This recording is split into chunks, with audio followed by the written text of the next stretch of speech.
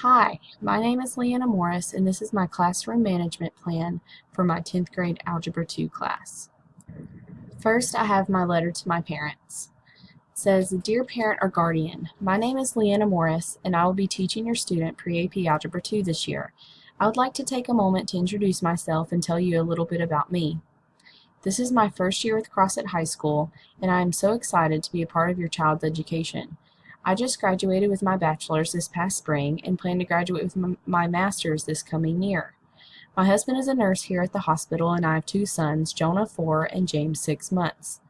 Math has always been a passion of mine, and I am ecstatic to be able to have the opportunity to share my passion for it with your student. I have great things planned for your student this year. We will cover a wide range of topics at a quick pace. Because I know your student and his or her classmates are capable of greatness, I have high expectations for behavior. In the first days of class, we will be establishing a daily routine, so your student will know what to expect in my classroom. We will not only be learning Algebra 2, but we will also strive to learn personal responsibility and accountability. I hope to achieve personal growth with each of my students, not only in mathematics, but in life as well.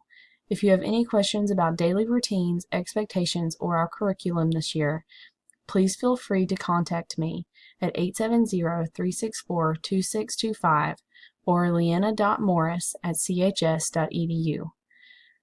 I also have a conference period, second period, 9 a.m. to 9:50 a.m.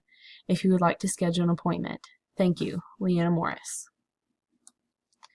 My mission statement is up next. It reads, This class will build upon topics learned in Algebra 1, while also introducing new topics to prepare for math courses to come. We will focus on problem solving and real-world math modeling in order to establish a strong foundation for more advanced math courses. We will accomplish an understanding of real-world applications for this topic and the importance and relevance it holds in our daily lives. We will work at a fast pace and with high efficiency. Students are expected to maintain a positive attitude and a strong work ethic in order to accomplish these goals. By the end of this school year, students will be able to demonstrate a clear understanding of Algebra 2 concepts. Because I'll be teaching a high school course, I kept my rules pretty simple and straightforward. There are only 5 of them. 1, follow directions the first time they are given. 2, be in the classroom and seated when the bell rings. 3, keep hands, feet, objects to yourself. 4, use appropriate language at all times, no bullying. And 5, be prepared and ready to learn. I took my classroom consequences from Mr. Hester in his video. I really liked his approach to classroom management. So my first is a verbal warning. I'm expecting to give these out quite frequently, and I'm hoping that after establishing these consequences, that's as far as discipline will go in my class more often than not. Number 2 is a meeting with me after class and possibly a call home, depending on the situation and depending on how the discussion with the student goes. 3 is meeting with me after class, a call home, and a write-up. And then 4, a call home, a write-up, and a conference with me, the principal, and your parents. I have several procedures. This list isn't completed, but these are the ones that I have as of right now.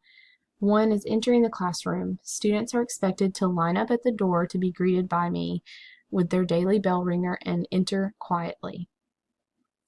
2, turning in papers. All papers will be turned in by passing the papers to the student to the right.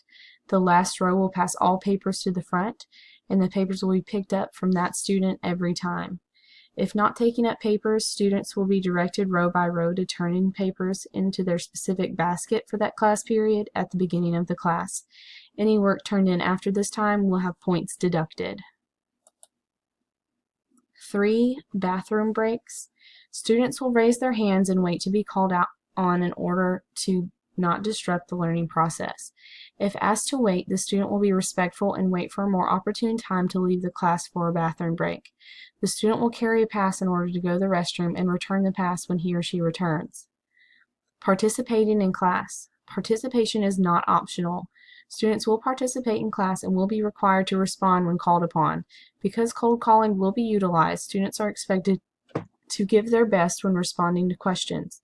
Mistakes are welcome, lack of effort is not. Cell phones. Cell phones are prohibited in my classroom and will be taken up if seen out during this time.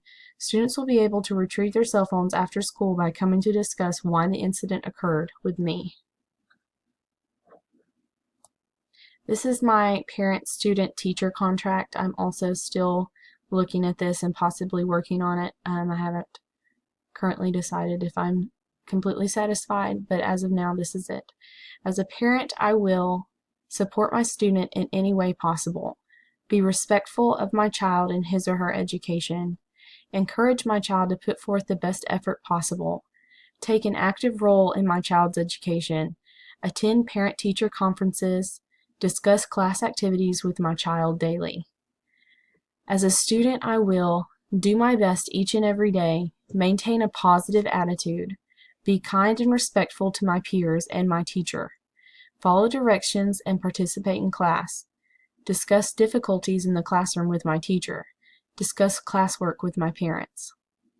As a teacher, I will be respectful of each student and his or her educational needs, do my best daily to meet each student's educational needs, show up prepared to have a great day and teaching experience, be available for communication with students and parents, provide students with feedback frequently, provide a safe and comfortable learning environment, enforce rules and consequences fairly, and make use of all learning time and provide efficient learning activities. My reward system is also for Mr. Hester's. I really like Mr. Hester's reward system, and I will be implementing one extremely similar. Students will receive tickets when they are meeting my expectations. With these tickets, they will be able to receive a variety of rewards. One ticket will earn them something silly, like the glitter pound that Mr. Hester had. 3 tickets will earn them a positive letter or call home. 5 tickets will earn them something from the prize box that I'll have in my classroom. And 10 tickets will earn them a book of their choice paid for by me, as long as the book is appropriate. These are my attention signals. I plan to use multiple signals to get my students' attention. I think that clap patterns are fun and engaging to students, so I will be utilizing those quite often. Raising my hand to signal the students to stop talking and raise their hands in return. This will be used when we are doing group or individual work and I need to address a problem many of them are having. I think this is better for these situations because it's more serious, so we can quickly get back to work. I'll also have a timer with a bell that I plan to use for alarms for many exercises in our classroom. The timer will double as a way for students to know when to stop working and to look back to me. And then I have number 4 is just saying, let me see your eyes. And this is just a phrase I've used with my own children for them to know that it's time to listen. I can quickly scan the room to see who is paying attention and who is not. Thank you.